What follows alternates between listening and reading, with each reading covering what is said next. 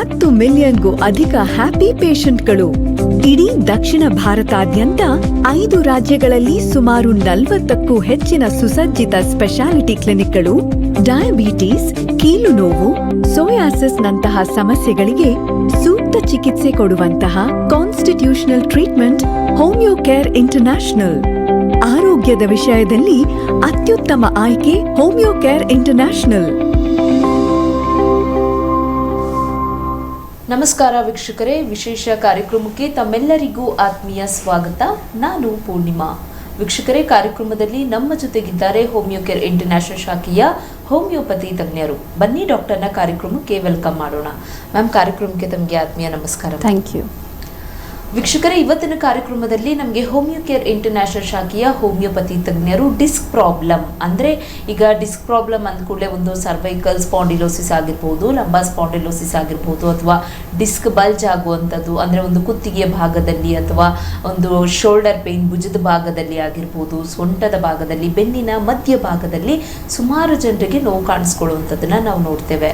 ಈಗ ಕೆಲವೊಬ್ಬರಿಗೆ ಏನಾದರೂ ಒಂದು ಆಕ್ಸಿಡೆಂಟ್ ಆಗಿರುತ್ತೆ ಅಥವಾ ಎಲ್ಲಿಂದನೋ ಮೇಲೆ ಎಲ್ಲಾದರೂ ಬಿದ್ದಿರ್ತಾರೆ ಅಥವಾ ಯಾವುದಾದ್ರೂ ತುಂಬ ಹೈಟಿಂದ ಬಿದ್ದಾಗಲೂ ಕೂಡ ಡಿಸ್ಕ್ ಪ್ರಾಬ್ಲಮ್ ಆಗುವಂಥದ್ದನ್ನು ಸಾಮಾನ್ಯವಾಗಿ ಎಲ್ಲರಿಗೂ ಗೊತ್ತಿರುವಂತಹ ವಿಷಯ. ಆದರೆ ಇನ್ನು ತುಂಬ ತೀರಾ ಚಿಕ್ಕ ವಯಸ್ಸಲ್ಲಿ, ಈಗ ಸ್ಕೂಲ್ಗೆ ಹೋಗುವಂತಹ ಮಕ್ಕಳು ಕೂಡ ನನಗೆ ತುಂಬ ಬೆನ್ನು ನೋವು ಬರುತ್ತೆ ಅಥವಾ ತುಂಬ ಕುತ್ತಿಗೆ ಭಾಗದಲ್ಲಿ ನೋವು ಬರುತ್ತೆ, ಭುಜ ನೋವು ಬರುತ್ತೆ ಅಂತ ಹೇಳ್ತಾರೆ. ಅಥವಾ ಒಂದು ಟ್ರಾವೆಲಿಂಗ್ ಫೀಲ್ಡಲ್ಲಿ ಇರುವಂಥವರಲ್ಲೂ ಕೂಡ ನಾವು ಡಿಸ್ಕ್ ಪ್ರಾಬ್ಲಮನ್ನು ನೋಡ್ತೇವೆ. ಹಾಗಾಗಿ ಯಾವ ಕಾರಣಕ್ಕೆ, ಅಥವಾ ಇದು ಕೇವಲ ವರ್ಕಿಂಗ್ ಸ್ಟ್ರಕ್ಚರಿಂದ ಮಾತ್ರ ಬರುವಂಥದ್ದು ಅಥವಾ ಬೇರೆ ಇನ್ಯಾವ ಕಾರಣಕ್ಕೆ ಡಿಸ್ಕ್ ಪ್ರಾಬ್ಲಮ್ ಬರಬಹುದು? ಇನ್ನು ಹೋಮಿಯೋ ಕೇರ್ ಇಂಟರ್ನ್ಯಾಷನಲ್ ಶಾಖೆಯಲ್ಲಿ ಡಿಸ್ಕ್ ಪ್ರಾಬ್ಲಮ್ಗೆ ಸಂಬಂಧಪಟ್ಟಂತಹ ಸಮಸ್ಯೆಗಳಿಗೆ ಯಾವ ರೀತಿಯಾದ ಚಿಕಿತ್ಸಾ ವಿಧಾನವಿದೆ, ಜೊತೆಗೆ ಒಂದು ಕಾನ್ಸ್ಟಿಟ್ಯೂಷನ್ ಟ್ರೀಟ್ಮೆಂಟ್ ಅಂದರೆ ಏನು, ಹೀಗೆ ಸಾಕಷ್ಟು ವಿಚಾರಗಳ ಬಗ್ಗೆ ಕಾರ್ಯಕ್ರಮದಲ್ಲಿ ಮಾಹಿತಿಯನ್ನು ಡಾಕ್ಟರ್ ನಿಮಗೆಲ್ಲ ತಿಳಿಸ್ಕೊಡ್ತಾರೆ. ಹಾಗಾಗಿ ವೀಕ್ಷಕರೇ, ನೀವು ಕೂಡ ಇವತ್ತು ಇನ್ನೊಂದು ಕಾನ್ಸೆಪ್ಟನ್ನು ತಗೊಂಡಿದ್ದೀವಿ, ಡಿಸ್ಕ್ ಪ್ರಾಬ್ಲಮ್ ಅನ್ನುವಂಥದ್ದು. ಇದು ಒಂದೇ ಅಲ್ಲ, ಇದನ್ನು ಹೊರತುಪಡಿಸಿ ಬೇರೆ ಯಾವುದೇ ರೀತಿಯಾದ ಹೆಲ್ತ್ ಇಶ್ಯೂಸ್ನ ಫೇಸ್ ಮಾಡ್ತಿದ್ರೆ, ಇನ್ ಕೇಸ್ ಏನಾದರೂ ನೀವು ಹೋಮಿಯೋಪತಿ ಟ್ರೀಟ್ಮೆಂಟನ್ನು ಹೋಮಿಯೋ ಕೇರ್ ಇಂಟರ್ನ್ಯಾಷನಲ್ ಶಾಖೆಯಲ್ಲಿ ತಗೊಳ್ಬೇಕು ಅಂದ್ಕೊಂಡಿದ್ದಲ್ಲಿ ನಿಮ್ಮ ಟಿವಿ ಸ್ಕ್ರೀನ್ ಮೇಲೆ ಬರ್ತಿರುವಂತಹ ದೂರವಾಣಿ ಸಂಖ್ಯೆಯನ್ನು ಕಾಂಟ್ಯಾಕ್ಟ್ ಮಾಡಿ ಅಂತ ಹೇಳ್ತಾ ಬನ್ನಿ ಇವತ್ತಿನ ಕಾರ್ಯಕ್ರಮವನ್ನು ಶುರು ಮಾಡೋಣ. ಎಸ್ ಮ್ಯಾಮ್, ನಾನು ಈಗಷ್ಟೇ ಹೇಳ್ತಾ ಇದ್ದೆ, ಈಗ ಕೆಲವೊಬ್ಬರಿಗೆ ನೋಡಬಹುದು ಏನೋ ಒಂದು ಆಕ್ಸಿಡೆಂಟ್ ಆಗಿರುತ್ತೆ, ಎಲ್ಲಿಂದ ಬಿಲ್ಡಿಂಗಿಂದ ಅಥವಾ ತುಂಬ ಹೈಟಿಂದ ಬಿದ್ದಾಗ ಕೆಲವೊಬ್ಬರಲ್ಲಿ ಡಿಸ್ಕ್ ಪ್ರಾಬ್ಲಮ್ ಆಗುವಂಥದ್ದನ್ನು ನಾರ್ಮಲ್ ಆಗಿ ನೋಡ್ತೀವಿ. ಅದನ್ನು ಹೊರತುಪಡಿಸಿ ನೋಡಿದಾಗ ಒಂದು ಡಿಸ್ಕ್ ಅಂದರೆ ಏನು, ಡಿಸ್ಕ್ ಪ್ರಾಬ್ಲಮ್ಸ್ ಅಂದರೆ ಏನು, ಡಿಸ್ಕಲ್ಲಿ ಯಾವ ರೀತಿಯಾದ ಪ್ರಾಬ್ಲಮ್ಸ್ಗಳನ್ನು ನೋಡ್ಬೋದು, ಹಾಗೆ ಡಿಸ್ಕ್ ಪ್ರಾಬ್ಲಮ್ ಬರೋದಕ್ಕೆ ಕಾರಣಗಳೇನಿರ್ಬೋದು? ಎಸ್, ಸೊ ಬೇಸಿಕ್ಲಿ ಡಿಸ್ಕ್ ಅಂದರೆ ನಾವು ಸ್ಪೈನ್ ಅಂತ ಹೇಳ್ತೀವಿ. ಸೊ ಅದು ಒಂದು ನಮಗೆ ಇಂಪಾರ್ಟೆಂಟ್ ಸ್ಟ್ರಕ್ಚರ್ ಅಂತ ಹೇಳ್ಬೋದು. ನಮ್ಮ ಬಾಡಿ ಸ್ಟ್ರಕ್ಚರ್ಗೆ ಒಂದು ಶೇಪ್ ಕೊಡೋಕ್ಕೆ ಅದು ತುಂಬಾ ಹೆಲ್ಪ್ ಆಗುತ್ತೆ. ಸೊ ಡಿಸ್ಕ್ ಆರ್ ಸ್ಪೈನ್ ಅಂತ ಹೇಳ್ಕೊತ ನಾವು ಹೋದರೆ, ಸೊ ಇನ್ ದ ಸ್ಪೈನ್ ನಮಗೆ ವರ್ಟಿಬ್ರೇಸ್ ಅಂತ ಇರುತ್ತೆ. ಸೊ ಬೇಸಿಕ್ಲಿ ನಮಗೆ ಬೋನ್ಸ್ ಎಲ್ಲ ಇರುತ್ತೆ, ಅಪ್ಪರ್ ಲಿಮ್ಮಲ್ಲಿ, ಲೋವರ್ ಲಿಮ್ಸಲ್ಲಿ ಬೋನ್ಸ್ ಇರುತ್ತೆ. ಸೊ ಯಾವಾಗ ನಾವು ಡಿಸ್ಕ್ ಬಗ್ಗೆ ಅವ್ರ ಸ್ಪೈನ್ ಬಗ್ಗೆ ಮಾತಾಡ್ತೀವಿ, ಸೊ ಅವಾಗ ಒಂದು ಬೋನ್ಸ್ ಇರುತ್ತೆ. ಸೊ ಅದಕ್ಕೆ ನಾವು ವರ್ಟಿಬ್ರೇಸ್ ಅಂತ ಹೇಳ್ತೀವಿ. ಈ ವರ್ಟಿಬ್ರೇಸ್ ಮಧ್ಯದಲ್ಲಿ ಇರೋದು ಡಿಸ್ಕ್ ಅಂತ ಹೇಳ್ಬೋದು. ಸೊ ಬೇಸಿಕ್ಲಿ ಅದಕ್ಕೆ ಇಂಟರ್ವರ್ಟಿಬಲ್ ಡಿಸ್ಕ್ ಅಂತ ಹೇಳ್ತೀವಿ. ಈ ಪರ್ಟಿಕ್ಯುಲರ್ ಡಿಸ್ಕ್ಗೆ ಏನಾಗುತ್ತೆ ಅಂದರೆ ಒಂದು ಕುಷನ್ ಥರ or may be a jelly product ಅಂತ ನಾವು ಹೇಳ್ಬೋದು. ಸೊ ಯಾವ ಥರ ಒಂದು ಕುಷನ್ ಥರ ಅದು ಹೆಲ್ಪ್ ಆಗುತ್ತೆ ನಮಗೆ. ಸೊ ಯಾವಾಗ ನಾವು ಫಾಸ್ಟ್ ರೈಡಿಂಗ್ ಮಾಡುವಾಗ ಏನಾರ ಸಡನ್ ಹಂಪ್ ಬಂದ ತಕ್ಷಣನೇ ಬ್ರೇಕ್ ಹಾಕ್ತೀವಿ. ಸೊ ಅವಾಗ ನಮ್ಮ ಸ್ಟ್ರಕ್ಚರ್ಸ್ ಏರ್ಪೇರ್ ಆಗುತ್ತೆ, ಅಂದರೆ ಒಂದು ಮೂಮೆಂಟ್ಸ್ ಆಗುತ್ತೆ. ಸೊ ಅವಾಗ ನಮಗೆ ನರ್ವ್ ಪ್ರಾಬ್ಲಮ್ಸ್ ಬರ್ಬೋದು, ಮಸಲ್ ಸ್ಟ್ರೇನ್ ಆಗ್ಬೋದು, ಆ ಥರ ಪ್ರಾಬ್ಲಮ್ಸ್ ಎಲ್ಲ ನಾವು ನೋಡ್ತೀವಿ. ಸೊ ಯಾವಾಗ ಇದು ಕುಷನ್ಸ್ ನಮಗೆ ನಾರ್ಮಲ್ ಆಗಿರುತ್ತೆ, ಅದು ನಮ್ಗೆ ಇದು shock like symptoms shock like pain ಏನು ಬರುತ್ತೆ ಅದು ಅಬ್ಸರ್ವ್ ಮಾಡ್ಕೊಂಡ್ಬಿಡುತ್ತೆ. ಸೊ ಅದರಿಂದ ನಮಗೆ ಬೇರೆ ಸೆನ್ಸೇಷನ್ಸ್, ಟಿಂಗ್ಲಿಂಗ್ ಸೆನ್ಸೇಷನ್ ಇರ್ಬೋದು, ನಮ್ನೆಸ್ ಇರ್ಬೋದು, ಅದೆಲ್ಲ ನಮಗೆ ಕಾಣ್ಬರಲ್ಲ. But in the older age group, so basically ಈ ಡಿಸ್ಕ್ ಪ್ರಾಬ್ಲಮ್ ನಾವು ಓಲ್ಡರ್ ಏಜ್ ಗ್ರೂಪ್ ಪೇಷಂಟ್ಸಲ್ಲಿ ಜಾಸ್ತಿ ನೋಡ್ತೀವಿ. ಸೊ 45 ಅಬಾವ್ ಅಂತ ಹೇಳ್ಬೋದು, ಆರ್ 50 ಅಬಾವ್ ಹೇಳ್ಬೋದು ನಾವು. ಸೊ ಅದರಲ್ಲಿ ಏನಾಗುತ್ತೆ ಅಂದರೆ ಬೇಸಿಕ್ಲಿ ಅದು as a natural process old age ಆದ ತಕ್ಷಣ ಈ ಪರ್ಟಿಕ್ಯುಲರ್ ಡಿಸ್ಕ್ಗೆ ಹರ್ನಿಯೇಟೆಡ್ ಡಿಸ್ಕ್ ಅಂತ ನಾವು ಹೇಳ್ಬೋದು, ಇಲ್ಲಾಂದರೆ ಪ್ರೊಲ್ಯಾಪ್ಸ್ ಡಿಸ್ಕ್ ಅಂತ ನಾವು ಹೇಳ್ಬೋದು. ಸೊ ಇವಾಗ ನಾರ್ಮಲ್ ಏಜ್ ಇದ್ದಾಗ ಏನಾಗುತ್ತೆ ಅಂದರೆ ಒಂದು ಗ್ರೋತ್ ಪ್ರೊಡಕ್ಟಿವಿಟಿ ಇರುತ್ತೆ. ಸೊ ಆ ಗ್ರೋತಿಂದ ಏನಾಗುತ್ತೆ ಅಂದರೆ ಏನಾರ ಗಾಯ ಆದ್ರೂ ಅದು without any medicines healing process ಅವ್ರ ಇಮ್ಯುನಿಟಿ ಸಿಸ್ಟಮ್ ಏನಿದೆ ಸ್ಟ್ರಾಂಗರ್ ಇರುತ್ತೆ. But in the older age group ಏನಾಗುತ್ತೆ ಅಂದರೆ ಇದರಿಂದ ಏನು ಕುಷನ್ ಇದೆ ಅವ್ರು ಏನು ಜೆಲ್ಲಿ ಪ್ರಾಡಕ್ಟ್ ಇದೆ, ಏನು ಕುಷನ್ ಥರ ಅದು ವರ್ಕ್ ಆಗುತ್ತೆ, ಅದು ಲೂಸ್ ಹೋಗ್ತಾ ಹೋಗುತ್ತೆ.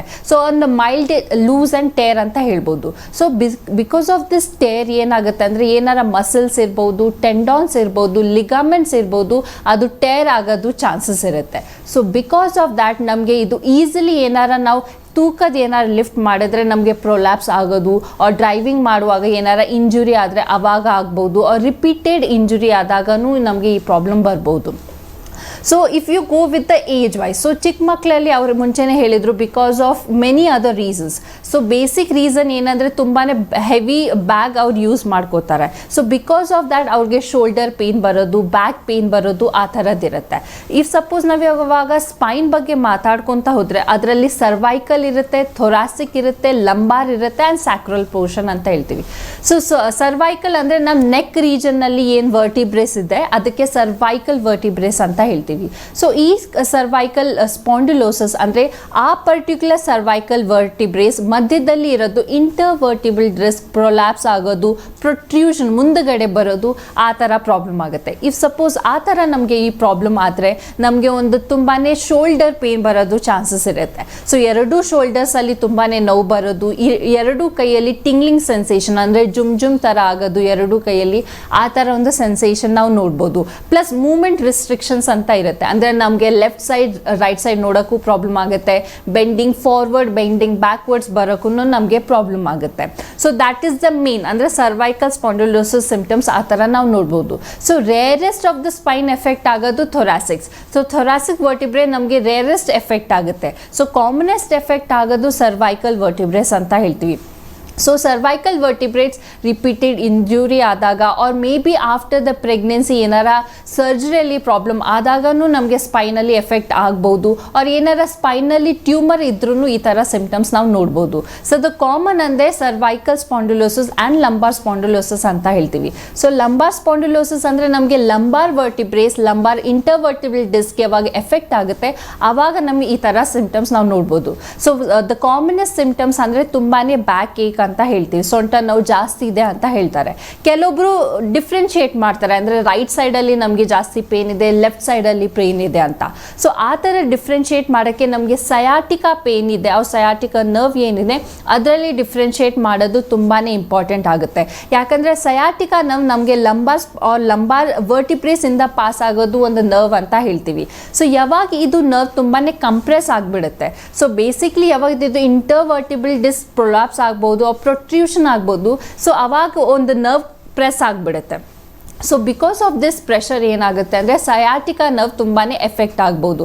ಸೊ ಅದರಿಂದ ನಮಗೆ ಟಿಂಗ್ಲಿಂಗ್ ಸೆನ್ಸೇಷನ್ ಅಂತ ಹೇಳ್ಬೋದು, ಅಂದರೆ ರೈಟ್ ಸೈಡ್ ಆಫ್ ದ ಲೆಗ್ಗಲ್ಲಿ ತುಂಬಾ ನೋವು ಇದೆ, ವಾಕ್ ಮಾಡೋಕ್ಕೆ ನಮಗೆ ಡಿಫಿಕಲ್ಟಿ ಆಗ್ತಿದೆ, ಸ್ಟ್ಯಾಂಡಿಂಗ್ ಪೊಸಿಷನಲ್ಲಿ ತುಂಬ ಡಿಫಿಕಲ್ಟಿ ಆಗ್ತಿದೆ, ಬೆಂಡಿಂಗಲ್ಲಿ ಡಿಫಿಕಲ್ಟಿ ಆಗ್ತಿದೆ, ನಡೆಯೋಕ್ಕೆ ನಮಗೆ ಪ್ರಾಬ್ಲಮ್ ಆಗ್ತಿದೆ, ಆ ಥರದ್ದಿರುತ್ತೆ. ಸೊ ಸಯಾಟಿಕಾ ನಮಗೆ ಪೇಯ್ನ್ ಏನಿದೆ ಅಂದರೆ ಒಂದೇ ಸೈಡಲ್ಲಿ ಇರ್ಬೋದು, ಸೊ ರೈಟ್ ಸೈಡ್ ಇರ್ಬೋದು, ಲೆಫ್ಟ್ ಸೈಡ್ ಇರ್ಬೋದು. ಬಟ್ ಇಫ್ ಸಪೋಸ್ ನಿಮಗೆ ಲಂಬಾರ್ ಸ್ಪಾಂಡಿಲೋಸಿಸ್ ಅಂದರೆ ಅದು ಈಕ್ವಲಿ ಎರಡೂ ಕಾಲಿಗೆ ನಿಮಗೆ ಸಿಂಪ್ಟಮ್ಸ್ ಬರ್ಬೋದು. ಅಂದರೆ ದ ಕಾಮನೆಸ್ಟ್ ಸಿಂಪ್ಟಮ್ಸ್ ಅಂದರೆ ಬ್ಯಾಕ್ ಪೇನ್ ಇರುತ್ತೆ, ಅದ್ರ ಜೊತೆ ಏನಿರುತ್ತೆ ತುಂಬಾ ಥೈ ಪೇನ್ ಇರ್ಬೋದು, ಲೆಗ್ಸ್ ಪೇನ್ ಇರ್ಬೋದು, ಅದ್ರ ಜೊತೆ ಟಿಂಗ್ಲಿಂಗ್ ಸೆನ್ಸೇಷನ್ನು ಇರುತ್ತೆ. But in the rarest case, so chronic stage ತುಂಬ ವರ್ಷದಿಂದ ಯಾರು ಸಫರ್ ಆಗ್ತಿದ್ದಾರೆ, ಸೊ ಅವರಲ್ಲಿ ಬ್ಲ್ಯಾಡರ್ ಮತ್ತು ಮೋಷನ್ಗೆ ಹೋಗೋದು ಕಂಟ್ರೋಲ್ ಇರಲ್ಲ, ಸೊ ಇನ್ವಾಲಂಟ್ರಿ ಅಂತ ಹೇಳ್ಬೋದು. ಸೊ ಪ್ರೆಷರ್ ತುಂಬಾ ಬಿದ್ದಾಗ, ನರ್ವ್ಸ್ ಕಂಪ್ರೆಸ್ ಆದಾಗ ನಮಗೆ ಒಂದು ಸೆನ್ಸೇಷನ್ ಬರಲ್ಲ, ಸೊ ಅದು ಇನ್ವಾಲಂಟ್ರಿ ಆಗಿ ಪಾಸ್ ಆಗೋದು ಚಾನ್ಸಸ್ ಇರುತ್ತೆ. So all these symptoms you can see. So basically ಈ ಸರ್ವೈಕಲ್ ಆರ್ ಲಂಬಾರ್ ಸ್ಪಾಂಡಿಲೋಸಿಸ್ ಅಲ್ಲಿ ಒಂದು ಸ್ಪೈನ್ಗೆ ಆರ್ ಡಿಸ್ಕ್ ರಿಲೇಟೆಡ್ ಪ್ರಾಬ್ಲಮ್ ಇದೆ. ಸೊ ಅದಕ್ಕೆ ನಾವು ಆಂಕ್ಯುಲೋಸಿಸ್ ಸ್ಪಾಂಡಿಲೈಟಿಸ್ ಅಂತ ಹೇಳ್ತೀವಿ. ಸೊ ಈ particular ankylosis spondylitis male patients ಅಲ್ಲಿ ಇದು ನಾವು ಜಾಸ್ತಿ ನೋಡ್ಬೋದು. So the reasons are hormonal reasons ಇರ್ಬೋದು, ಅವ್ರು ತುಂಬಾ ಬೈಕ್ ರೈಡಿಂಗ್ ಇರ್ಬೋದು, ಅವ್ರು ತುಂಬಾ ಹೆವಿ ಲಿಫ್ಟಿಂಗ್ ಯಾರು ಮಾಡ್ತಾರೆ ಅವರಲ್ಲಿನೂ ಈ ಪ್ರಾಬ್ಲಮ್ ನಾವು ನೋಡ್ಬೋದು. ಸೊ ಬಿಕಾಸ್ ಆಫ್ ದಿಸ್ ಇದರಲ್ಲಿ ಏನಾಗುತ್ತೆ ಅಂದರೆ ನಿಮ್ಮ ಪ್ರೊಟ್ರೂಷನ್ಸ್ ಅಂದರೆ ನಿಮ್ಮ ಡಿಸ್ಕ್ ವರ್ಟಿಬ್ರೇಸ್ ಏನಿದೆ ಎರಡೂ ಕಡೆ ಪ್ರೊಟ್ರೂಸ್ ಆಗೋದು ಚಾನ್ಸಸ್ ಇರುತ್ತೆ. ಸೊ ಅದರಲ್ಲಿ ನರ್ವ್ ಕಂಪ್ರೆಷನ್ ಏನಾರ ಆದಾಗ ನಮಗೆ ಒಂದು ಬರ್ನಿಂಗ್ ಸೆನ್ಸೇಷನ್ ಇರ್ಬೋದು ಸ್ಪೈನಲ್ಲಿ, ಇಲ್ಲಾಂದರೆ ತುಂಬಾ ನೋವು ಇರ್ಬೋದು, ಹೊಟ್ಟೆ ನೋವು ಇರ್ಬೋದು, ಬ್ಯಾಕ್ ಪೇನ್ ಇರೋದು, ಆ ಥರ ಸಿಂಪ್ಟಮ್ಸ್ ನಾವು ನೋಡ್ತೀವಿ. ಇಫ್ ಸಪೋಸ್ ಇವೆಲ್ಲ ಬಿಟ್ಟರೆ ಅಂದರೆ ವರ್ಟಿಬ್ರೇಸ್ ಡಿಸ್ಕ್ ಬಿಟ್ಟರೆ ನಮಗೆ ಬೇರೆ ಥರ ಸಿಂಪ್ಟಮ್ಸು ಕಾಣ್ಬರ್ಬೋದು, ಅಂದರೆ ಫ್ರ್ಯಾಕ್ಚರ್. ಸೊ ವರ್ಟಿಬ್ರೇಸ್ ಅಲ್ಲಿ ಅವ್ರ ಫೆಸೆಟ್ಸ್ ಅಲ್ಲಿ ಏನಾರ ಪ್ರಾಬ್ಲಮ್ ಇದ್ದಾಗ, ಫ್ರ್ಯಾಕ್ಚರ್ ಇದ್ದಾಗ ನಮಗೆ ತುಂಬಾ ಬ್ಯಾಕ್ ಪೇನ್ ಬರೋದು ಚಾನ್ಸಸ್ ಇರುತ್ತೆ. ಇಫ್ ಸಪೋಸ್ ಅದ್ರಿಗೆ ನಾವು ಏನಾರ ಟ್ರೀಟ್ಮೆಂಟ್ ತೊಗೊಂಡಿಲ್ಲ ಅಂದರೆ ಡೆಫಿನೆಟ್ಲಿ ನಮಗೆ ಇಂಟರ್ವರ್ಟಿಬಲ್ ಡಿಸ್ಕ್ ಎಫೆಕ್ಟ್ ಆಗ್ಬೋದು, ಸರೌಂಡಿಂಗ್ ಮಸಲ್ಸ್ಗೆ ಎಫೆಕ್ಟ್ ಆಗ್ಬೋದು, ಟೆಂಡಾನ್ಸ್ಗೆ ಎಫೆಕ್ಟ್ ಆಗ್ಬೋದು. And the other thing is the scoliosis ಅಂತ ಹೇಳ್ತೀವಿ.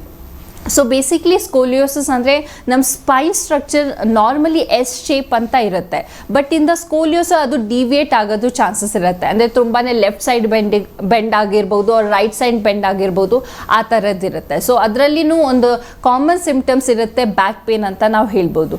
So mean while differentiating between the symptoms ಅಂದರೆ ಇಫ್ ಸಪೋಸ್ ನಮ್ಮ 2 ಪೇಷಂಟ್ಗೆ ಲಂಬಾರ್ ಸ್ಪಾಂಡಿಲೋಸಿಸ್ ಇದ್ರೂ ಅವರಲ್ಲಿ ಸಿಮ್ಟಮ್ಸ್ ಬೇರೆ ಬೇರೆ ಥರ ಇರುತ್ತೆ. ಸೊ ಕೆಲವೊಬ್ರಿಗೆ ಬೆಂಡಿಂಗ್ ಫಾರ್ವರ್ಡ್ ಬೆಟರ್ ಅನ್ಸಿರ್ಬೋದು, ಕೆಲವೊಬ್ರು ಬೆಂಡಿಂಗ್ ಬ್ಯಾಕ್ವರ್ಡ್ ಬೆಟರ್ ಅನ್ಸಿರ್ಬೋದು. ಸೊ ಯಾವ ಥರ ಅದು ಡಿಸ್ಕ್ ಪ್ರೊಲ್ಯಾಪ್ಸ್ ಆಗಿದೆ, ಬಲ್ಜ್ ಆಗಿದೆ, ಪೊಟ್ರೂಡ್ ಆಗಿದೆ, ಅವ್ರ ಓಲ್ಡರ್ ಏಜ್ ಗ್ರೂಪ್ ಇದೆ, ಅದೆಲ್ಲ ನಾವು ಇವ್ಯಾಲ್ಯುವೇಟ್ ಮಾಡಿ ಅದ್ರ ಮೇಲೆ ಮೆಡಿಸಿನ್ಸ್ ನಾವು ಕೊಡಬಹುದು. ವೀಕ್ಷಕರೇ ನೋಡ್ತಿದ್ದೀರಿ ಅಲ್ವಾ, ಇವತ್ತಿನ ಕಾರ್ಯಕ್ರಮದಲ್ಲಿ ಹೋಮಿಯೋಕೇರ್ ಇಂಟರ್ನ್ಯಾಷನಲ್ ಶಾಖೆಯ ಹೋಮಿಯೋಪತಿ ತಜ್ಞರು ಕಂಪ್ಲೀಟ್ ಡಿಸ್ಕ್ ಪ್ರಾಬ್ಲಮ್ ಬಗ್ಗೆ ಮಾಹಿತಿಯನ್ನು ತಿಳಿಸ್ಕೊಡ್ತಾ ಇದ್ದಾರೆ. ಇನ್ ಕೇಸ್ ನೀವು ಕೂಡ ಈಗ ಸುಮಾರು ಜನರಲ್ಲಿ ನಾವು ಡಿಸ್ಕ್ ಪ್ರಾಬ್ಲಮ್ ಆಗುವಂಥದ್ದನ್ನು ನೋಡ್ತೇವೆ. ಇದು ಕೇವಲ ಒಂದು ಆಕ್ಸಿಡೆಂಟ್ ಆಗಿದೆ ಅಥವಾ ಬೇರೆ ಇನ್ಯಾವುದೋ ಪ್ರಾಬ್ಲಮ್ ಇಂದ ಅಲ್ಲ. ಇವಾಗ ಎಷ್ಟೋ ಜನರಲ್ಲಿ ಈಗಷ್ಟೇ ಡಾಕ್ಟರ್ ತಿಳಿಸ್ಕೊಡ್ತಾ ಇದ್ರು, ಈಗ ಸ್ಕೂಲ್ ಮಕ್ಕಳಲ್ಲೂ ಕೂಡ ಬ್ಯಾಗನ್ನು ಲಿಫ್ಟ್ ಮಾಡ್ತಾರೆ, ಅವ್ರಿಗಿಂತ ಅವ್ರು ಹಾಕುವಂಥ ಬ್ಯಾಗೇ ಎಷ್ಟೊಂದು ವೆಯ್ಟ್ ಜಾಸ್ತಿ ಇರುತ್ತೆ. ಸೊ ಹಾಗಾಗಿ ಸ್ಕೂಲ್ ಮಕ್ಕಳಲ್ಲೂ ಕೂಡ ಒಂದು ಬೆನ್ನಿನ ಭಾಗದಲ್ಲಿ ಅಥವಾ ಸೊಂಟದ ಮಧ್ಯದ ಭಾಗದಲ್ಲಿ ನಾವು ಕಾಣಿಸ್ಕೊಳ್ಳುವಂಥದ್ದನ್ನ ನೋಡ್ತೇವೆ. ಇನ್ನು ಸಾಕಷ್ಟು ಜನರನ್ನ ನೋಡ್ಬೋದು, 5 ವರ್ಷದಿಂದ 10 ವರ್ಷದಿಂದ ಯಾರೆಲ್ಲ ಒಂದು ಡಿಸ್ಕ್ ಪ್ರಾಬ್ಲಮ್ನ ಫೇಸ್ ಮಾಡ್ತಿರ್ತಾರೆ. ಇವಾಗ ಸುಮಾರು ಜನರಲ್ಲಿ ನೋಡಬಹುದು ಮನೆಗಳಲ್ಲಿ ಪ್ರತಿಯೊಂದಕ್ಕೂ ಕೂಡ ಅಂದ್ರೆ ಅವರ ಒಂದು ಡೈಲಿ ಆಕ್ಟಿವಿಟೀಸ್ ಏನಿರುತ್ತೆ ಅದಕ್ಕೂ ಕೂಡ ಬೇರೆಯವ್ರ ಮೇಲೆ ಡಿಪೆಂಡ್ ಆಗಿರ್ತಾರೆ. ಕೂತ್ಕೊಳ್ಳೋದಕ್ಕೆ ಆಗ್ತಾ ಇರೋದಿಲ್ಲ ಅಥವಾ ನಿಂತ್ಕೊಳ್ಳೋದಕ್ಕೆ ಆಗ್ತಾ ಇರೋದಿಲ್ಲ. ಇಂತಹ ಪ್ರಾಬ್ಲಮ್ಸ್ ಏನಾದರೂ ನೀವು ಫೇಸ್ ಮಾಡ್ತಾ ಇದ್ರೆ ಅಥವಾ ಹೋಮಿಯೋಕೇರ್ ಇಂಟರ್ನ್ಯಾಷನಲ್ ಶಾಖೆಯಲ್ಲಿ ಹೋಮಿಯೋಪತಿ ಟ್ರೀಟ್ಮೆಂಟ್ ಏನಾದರೂ ಬೇಕು ಅಂತ ಅನ್ಕೊಂಡಿದ್ದಲ್ಲಿ ಒಂದು ಶಾಖೆ ಬ್ಯಾಂಗ್ಳೂರಲ್ಲಿ ಜಯನಗರ್, ಮಲ್ಲೇಶ್ವರ, ಇಂದಿರಾನಗರ್ ಹಾಗೆ HSR ಲೇಔಟ್ನಲ್ಲಿದೆ.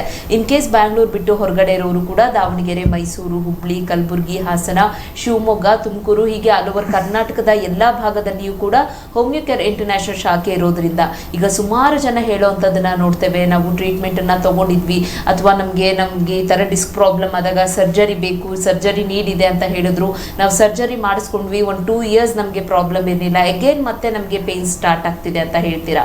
ಸೊ ಹಾಗಾಗಿ ಇನ್ ಕೇಸ್ ನೀವು ಇಲ್ಲಿವರೆಗೂ ಟ್ರೀಟ್ಮೆಂಟ್ ಅನ್ನ ತಗೊಂಡಿದ್ರೆ ವಿತ್ ರಿಪೋರ್ಟ್ ಜೊತೆಗೆ ನೀವು ಹಾಸ್ಪಿಟಲ್ಗೆ ಭೇಟಿ ನೀಡೋದ್ರಿಂದ ಫರ್ದರ್ ನಿಮ್ಗೆ ಯಾವ ರೀತಿಯಾದ ಟ್ರೀಟ್ಮೆಂಟ್ ಅನ್ನ ಕೊಡಬೇಕಾಗುತ್ತೆ, ನಿಮ್ಮ ಕಂಪ್ಲೀಟ್ ಕೇಸ್ ಹಿಸ್ಟ್ರಿಯನ್ನ ತಗೊಳ್ತಾರೆ, ಒಂದು ಡಯಾಗ್ನೋಸ್ ಮಾಡುವಂಥದ್ದಾಗಿರ್ಬೋದು ಅಥವಾ ಕೌನ್ಸಿಲಿಂಗ್ ಮಾಡುವಂಥದ್ದಾಗಿರ್ಬೋದು.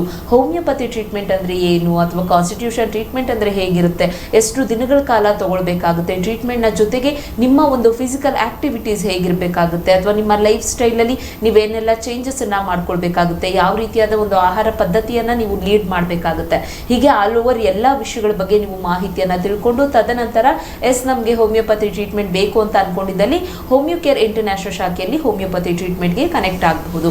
ಮ್ಯಾಮ್, ಈಗ ಕಂಪ್ಲೀಟ್ ಇನ್ಫಾರ್ಮೇಷನ್ನ ತಾವು ತಿಳಿಸ್ಕೊಟ್ರಿ. ಅಂದರೆ ಈಗ ಸುಮಾರು ಜನರಲ್ಲಿ ಡಿಸ್ಕ್ ಪ್ರಾಬ್ಲಮ್ ಆಗುವಂಥದ್ದನ್ನು ನೋಡ್ತೇವೆ. ಇಲ್ಲಿ ಮೊದಲನೇದಾಗಿ ಒಂದು ವಿಷಯ ಏನಂತ ಹೇಳೋದಂದರೆ, ಈಗ ಸುಮಾರು ಜನ ಈ ಒಂದು ಕುತ್ತಿಗೆ ಭಾಗದಲ್ಲಿ ಅಥವಾ ಇವಾಗ ಮೂಟೆ ಹೊರುವಂತಹ ಕೆಲಸ ಮಾಡೋರಲ್ಲಿ ಅಥವಾ ಸಿಸ್ಟಮ್ ಮುಂದೆ ಕೂತು ಕೆಲಸ ಮಾಡೋರಾಗಿರ್ಬೋದು, ಈವನ್ ಹೆಚ್ಚಿಗೆ ಮೊಬೈಲ್ ಯೂಸ್ ಮಾಡೋದ್ರಿಂದನೂ ಕೂಡ ಬ್ಯಾಕ್ ಪೇನ್ ಬರುವಂಥದ್ದನ್ನು ನಾವು ನೋಡ್ತೇವೆ. ಸೊ ಹಾಗಾಗಿ ಇಲ್ಲಿ ಒಂದು ಡಿಸ್ಕ್ ಪ್ರಾಬ್ಲಮ್ ಪ್ರಾರಂಭದಲ್ಲಿ ಕಾಣಿಸ್ಕೊಳ್ತಿದೆ ಅನ್ನುವಾಗ ಡಾಕ್ಟರ್ ಹತ್ರ ಹೋಗಿ ಕನ್ಸಲ್ಟ್ ಮಾಡಿ ಟ್ರೀಟ್ಮೆಂಟನ್ನು ತಗೊಳ್ಳುವಂತಹ ಒಂದು ಪೇಷಂಟ್ಗಳನ್ನ ತೀರಾ ಕಡಿಮೆ ನೋಡುವಂಥದ್ದು. ಅಂದರೆ ಇವಾಗ ಒಂದು ಪೇನ್ ರಿಲೇಟೆಡ್ ಸಮಸ್ಯೆಗಳು ಕಂಡು ಬರ್ತಿದೆ ಅನ್ನುವಾಗ ಒಂದು ಸೆಲ್ಫ್ ಮೆಡಿಕೇಶನ್ ಮಾಡ್ಕೊಳ್ಳುವಂಥದ್ದು ಅಥವಾ ಪದೇ ಪದೇ ಪೇನ್ ಕಿಲ್ಲರ್ ಟ್ಯಾಬ್ಲೆಟ್ಸ್ಗಳನ್ನ ತಗೊಳ್ಳುವಂಥದ್ದು. ಇವಾಗ ಎಷ್ಟೋ ಕೆಲವೊಬ್ರಿಗೆ ವರ್ಕಿಂಗ್ ಸ್ಟ್ರಕ್ಚರ್ ಹೇಗಿರುತ್ತೆ ಅಂದರೆ, ಈಗ ಇವನ್ ಇವಾಗ ಡ್ರೈವಿಂಗ್ ಫೀಲ್ಡಲ್ಲಿ ಇರೋವಂಥವ್ರಿಗೆ ಅವ್ರಿಗೆ ಪ್ರತಿದಿನ ಆದ್ರೂ ಬ್ಯಾಕ್ ಪೇನ್ ಬರುವಂಥದ್ದನ್ನ ನೋಡ್ತೇವೆ.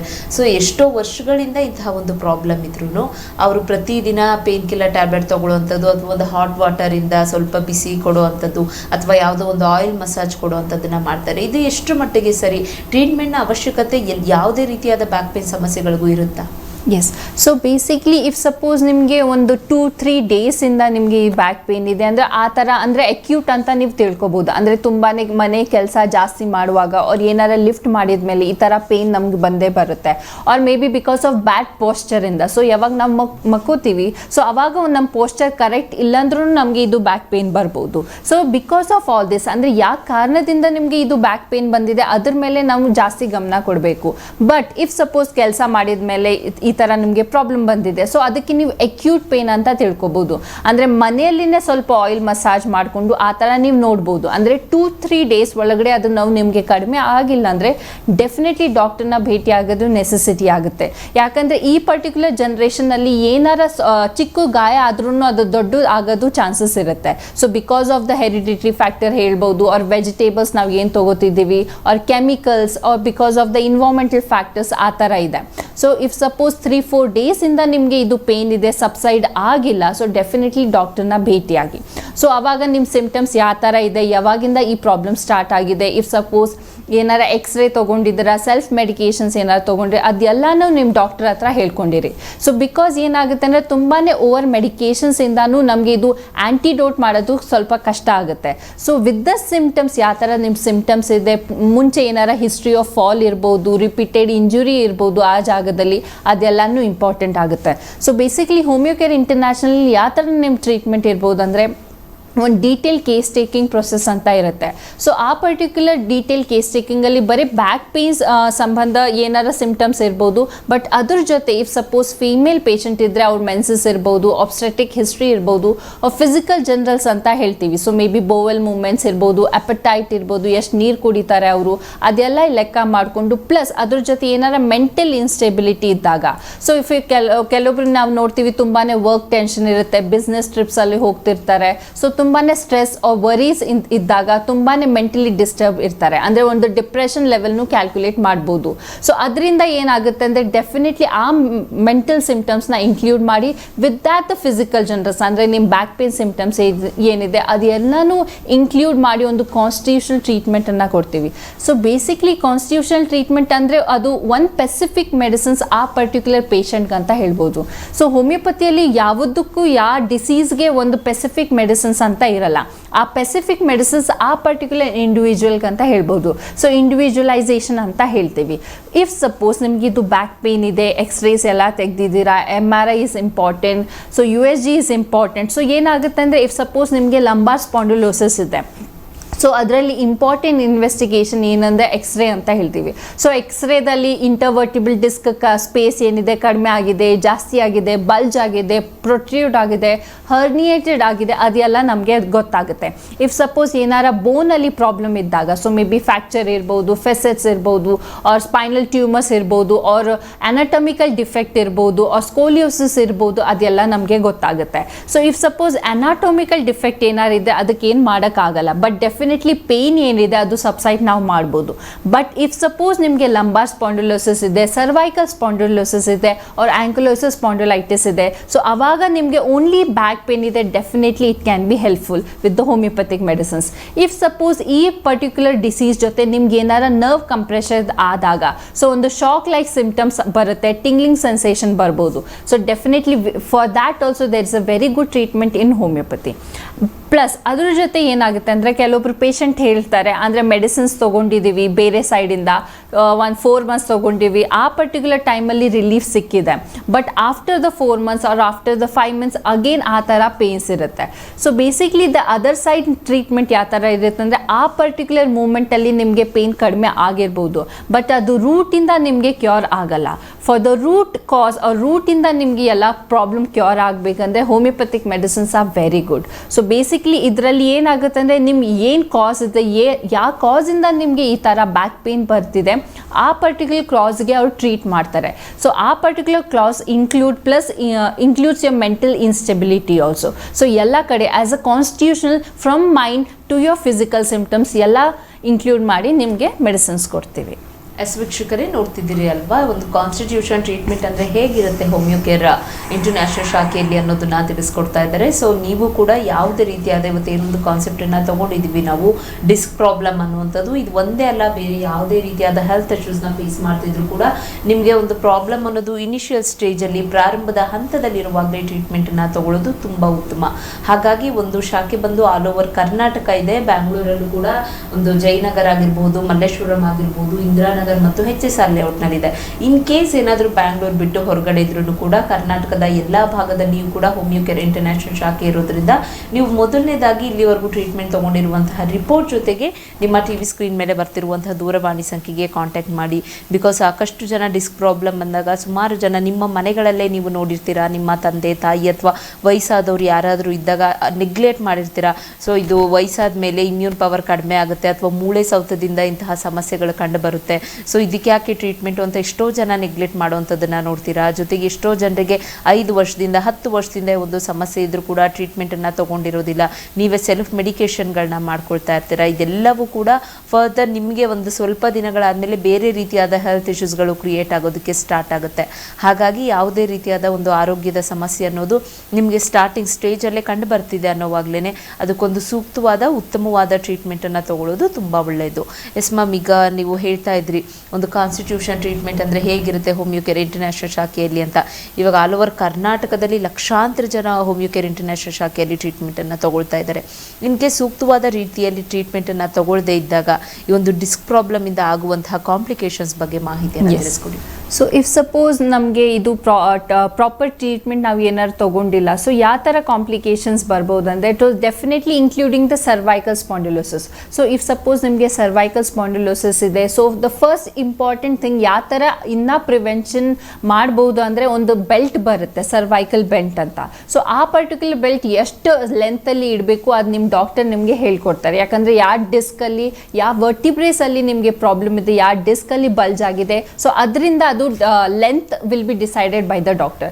ಇಫ್ ಸಪೋಸ್ ಅದು ಏನಾರ ನೀವು ಟ್ರೀಟ್ಮೆಂಟ್ ತೊಗೊಂಡಿಲ್ಲ ಅಂದರೆ ನಿಮಗೆ ರಿಸ್ಟ್ರಿಕ್ಷನ್ಸ್ ಆಫ್ ಮೂವ್ಮೆಂಟ್ ತುಂಬಾ ಜಾಸ್ತಿ ಆಗುತ್ತೆ. ಸೊ ನಿಮಗೆ ಹೆಡ್ ಏಕ್ ಬರೋದು, ಟಿಂಗ್ಲಿಂಗ್ ಸೆನ್ಸೇಷನ್ ಬರೋದು, ಕಿವಿಯಲ್ಲಿ ಒಂದು ನಾಯ್ಸ್ ಬರೋದು, ಆ ಥರ ಸಿಂಪ್ಟಮ್ಸ್ ಬರ್ಬೋದು. ಪ್ಲಸ್ ಅದ್ರ ಜೊತೆ ಕಿವಿ ಹ್ಯಾಂಡ್ಸಲ್ಲಿ ತುಂಬಾ ಟಿಂಗ್ಲಿಂಗ್ ಸೆನ್ಸೇಷನ್ ಅಂದರೆ ಬರೆಯೋಕ್ಕೆ ನಿಮಗೆ ಏನೂ ಆಗ್ತಿಲ್ಲ, ಹೋಲ್ಡ್ ಮಾಡೋಕ್ಕೂ ಏನಾರ ಡಿಫಿಕಲ್ಟಿ ಇರ್ಬೋದು. ಬಟ್ ಇಫ್ ಸಪೋಸ್ ನಿಮಗೆ ಲಂಬಾರ್ ಸ್ಪಾಂಡಿಲೋಸಿಸಲ್ಲಿ ಏನಾರ ಪ್ರಾಬ್ಲಮ್ ಬಂದಾಗ ಇನ್ ದ ಕ್ರಾನಿಕ್ ಸ್ಟೇಜ್ ಏನಾಗುತ್ತೆ ಅಂದರೆ ನಿಮ್ಮ ಬ್ಲಾಡರ್ ಪ್ಲಸ್ ಬೋವೆಲ್ ಮೂವ್ಮೆಂಟ್ಸ್ ಏನಿದೆ ನಿಮಗೆ ಒಂದು ಸೆನ್ಸೇಷನ್ ಇರಲ್ಲ.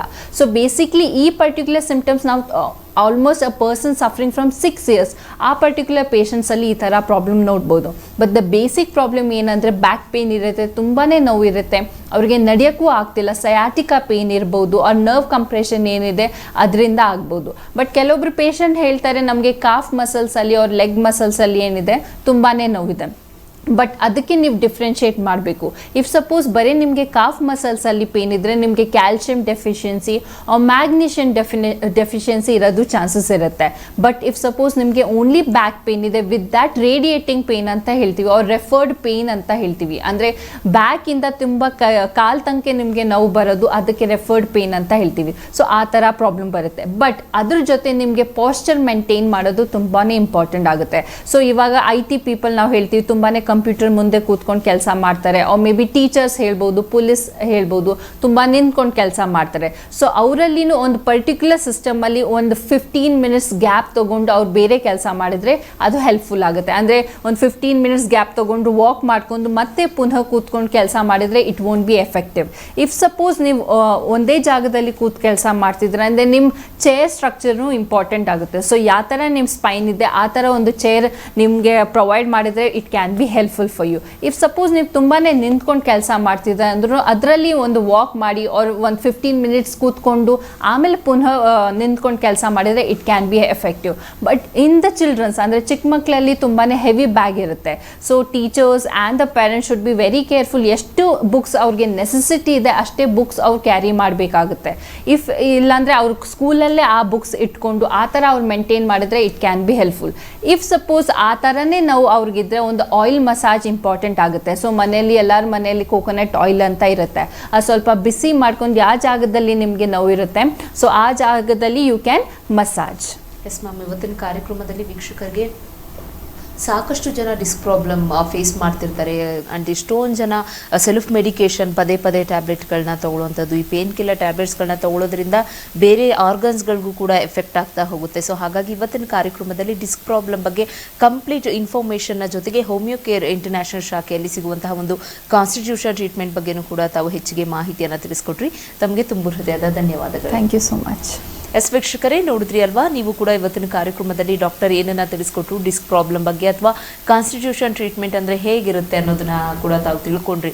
ಸೊ ಹಾಗಾಗಿ ನೀವು ಕೂಡ ಯಾವುದೇ ರೀತಿಯಾದ ಹೆಲ್ತ್ ಇಶ್ಯೂಸ್ನ ಫೇಸ್ ಮಾಡ್ತಿದ್ದಲ್ಲಿ ಹೋಮಿಯೋಪತಿ ಟ್ರೀಟ್ಮೆಂಟ್ಗೆ ನಾವು ಹೋಮಿಯೋ ಕೇರ್ ಇಂಟರ್ನ್ಯಾಷನಲ್ ಶಾಖೆಯಲ್ಲಿ ಹೋಮಿಯೋಪತಿ ಟ್ರೀಟ್ಮೆಂಟನ್ನು ತಗೊಳ್ಬೇಕು ಅನ್ನೋಂಥವ್ರು ನಿಮ್ಮ ಟಿವಿ ಸ್ಕ್ರೀನ್ ಮೇಲೆ ಬರ್ತಿರುವಂತಹ ದೂರವಾಣಿ ಸಂಖ್ಯೆಗೆ ಕಾಂಟ್ಯಾಕ್ಟ್ ಮಾಡಿ. ಒಂದು ಶಾಖೆ ಆಲ್ ಓವರ್ ಕರ್ನಾಟಕದ ಎಲ್ಲ ಭಾಗದಲ್ಲೂ ಇರೋದ್ರಿಂದ ನಿಮಗೆ ನಿಯರೆಸ್ಟ್ ಆದ ಕಡೆ ನೀವು ಟ್ರೀಟ್ಮೆಂಟನ್ನು ತಗೊಳ್ಬೋದು ಅಂತ ಹೇಳ್ತಾ ಇವತ್ತಿನ ಕಾರ್ಯಕ್ರಮವನ್ನು ಮುಗಿಸ್ತಾ ಇದ್ದೇವೆ. ನಮಸ್ಕಾರ. 10 ಮಿಲಿಯನ್ಗೂ ಅಧಿಕ ಹ್ಯಾಪಿ ಪೇಷಂಟ್ಗಳು. ಇಡೀ ದಕ್ಷಿಣ ಭಾರತಾದ್ಯಂತ 5 ರಾಜ್ಯಗಳಲ್ಲಿ ಸುಮಾರು 40ಕ್ಕೂ ಹೆಚ್ಚಿನ ಸುಸಜ್ಜಿತ ಸ್ಪೆಷಾಲಿಟಿ ಕ್ಲಿನಿಕ್ಗಳು ಡಯಾಬಿಟೀಸ್, ಕೀಲು ನೋವು, ಸೋಯಾಸಿಸ್ ನಂತಹ ಸಮಸ್ಯೆಗಳಿಗೆ ಸೂಕ್ತ ಚಿಕಿತ್ಸೆ ಕೊಡುವಂತಹ constitutional treatment homeo Care international.